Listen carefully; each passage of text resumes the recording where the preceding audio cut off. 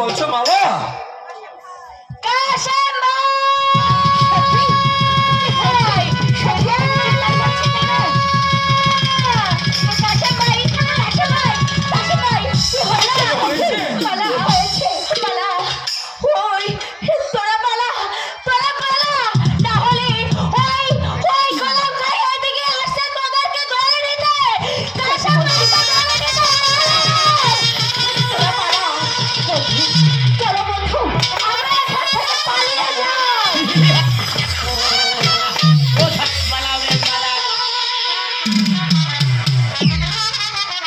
সেনাপতি, আপনি এখানে কেন এসেছেন?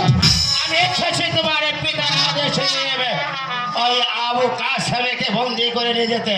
না, আমার সম্মুখে আমার স্বামীকে কেউ বন্দি করে নিয়ে যেতে পারবে না।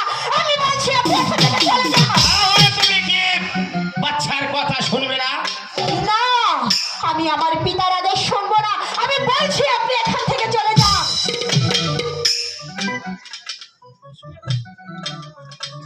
সেনাপতি,